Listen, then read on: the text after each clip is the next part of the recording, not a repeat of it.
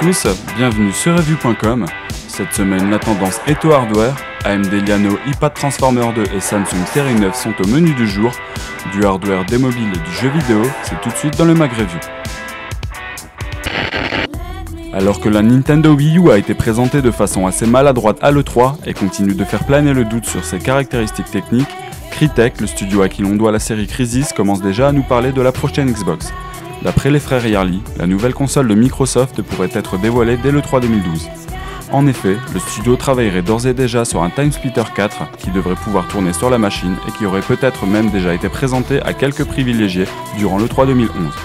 Crytek, sans divulguer d'informations sur la prochaine Xbox, aurait fait savoir que son jeu exploite DirectX 11, la dernière API de Microsoft qui apporte notamment la gestion de Direct Compute et de la tessellation, technologie que l'on attend toujours de voir débarquer de façon correcte sur PC.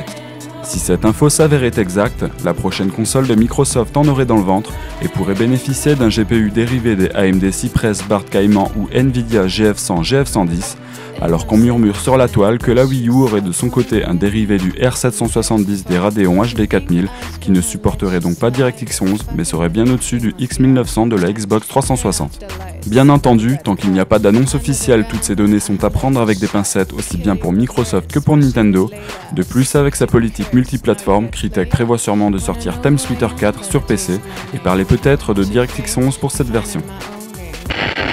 Nous n'avons pas fini d'entendre parler de l'iPad Transformer d'Asus. La petite tablette tactile 10 pouces avec dock rencontre un énorme succès, à tel point qu'en trouver une à acheter peut être considéré comme un sport.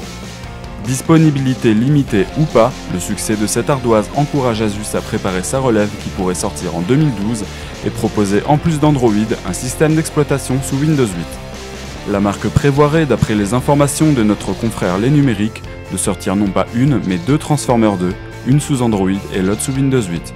Donc pas de dual boot, mais la possibilité d'opter pour l'OS de Google, qui aura sûrement bien mûri d'ici là, et le prometteur Windows 8, qui comme nous l'avons vu récemment, sera doté d'une véritable interface tactile proche de celle de Windows Phone 7.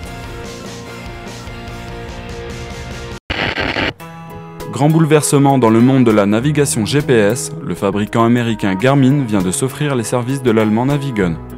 Le montant du rachat n'a pas été communiqué, même si on parle d'une somme avoisinant les 72 millions de dollars, mais cette acquisition devrait renforcer la position de Garmin en Europe par rapport à TomTom notamment.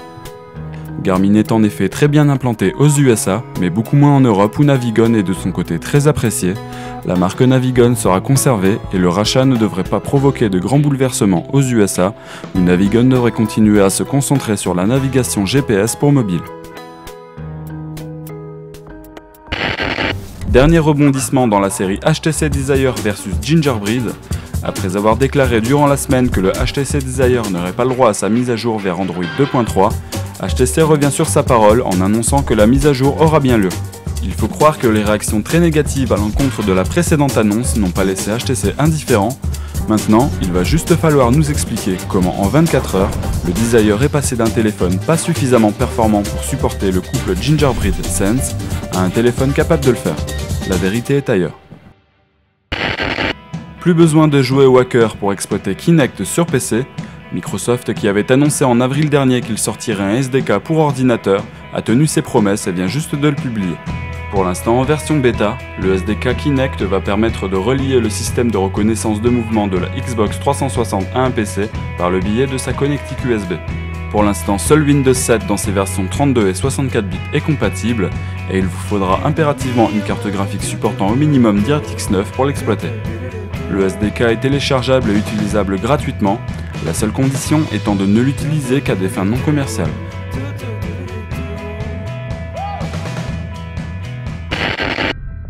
Alors que Liano vient tout juste d'être lancé, AMD parle déjà de sa prochaine génération d'APU qui devrait porter le nom de Code Trinity. Si avec ses APU actuels AMD a clairement une longueur d'avance sur Intel en matière de performance GPU, les tests de Liano ont aussi montré qu'Intel était toujours mieux positionné du côté CPU. Avec Trinity, les choses pourraient s'arranger pour AMD qui intégrera à son APU un CPU dérivé du corps Bulldozer et non plus du bon vieux Stars exploité actuellement par les Athlon 2 et Phenom 2. Mais ce n'est pas tout. En effet, il n'y a pas que la partie CPU de Trinity qui sera améliorée, puisque le GPU aussi sera revu.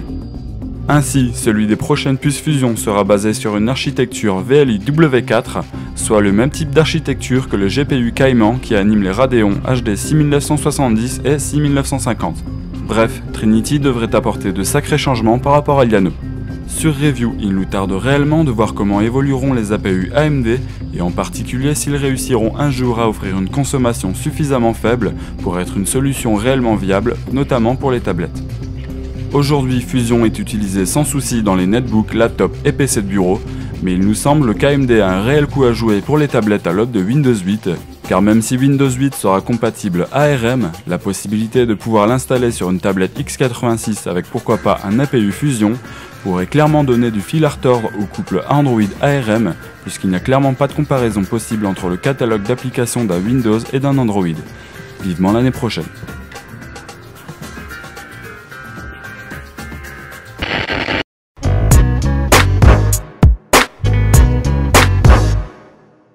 Ok, donc nous sommes ce soir à la soirée Geeksoin organisée par Intel et nous tombons nez à nez avec le Samsung Série 9, donc le nouvel ultra portable présenté au dernier CES par Samsung.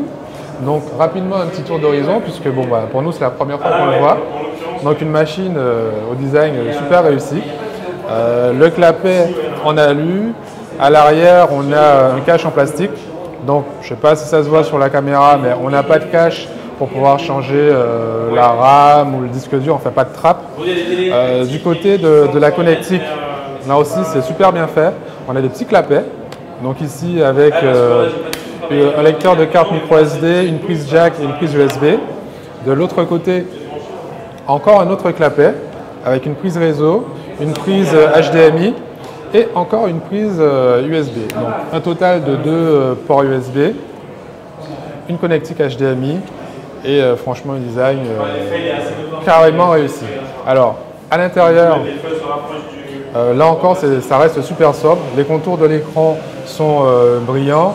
Une dalle mat, donc ça, très très bonne nouvelle, parce que généralement, on a droit à des dalles brillantes. Et en extérieur, c'est pas vraiment quelque chose de compatible avec la mobilité. Point de vue du clavier, des touches chiclettes. Des raccourcis FM+, voilà, pour gérer le son, activer le Wi-Fi, enfin du classique. Après un très grand touchpad. Alors la petite particularité c'est qu'il n'y a pas de bouton. Donc on a un seul bloc. On clique ici sur la gauche, on a le clic gauche, ici sur la droite, le clic droit. Qu'est-ce qu'on pourrait dire encore de cette petite machine? Elle est équipée d'un Sandy Bridge avec 4 Go de RAM. Point de vue finition. L'écran nous paraît un petit peu, c'est un petit peu mou tout ça. Pareil pour le clavier, mais après la machine est tellement fine que je ne sais pas s'il pouvait vraiment faire plus robuste. Donc voilà pour ce petit tour d'horizon. On espère avoir la machine bientôt en test pour pouvoir vous la présenter plus en détail. Voilà.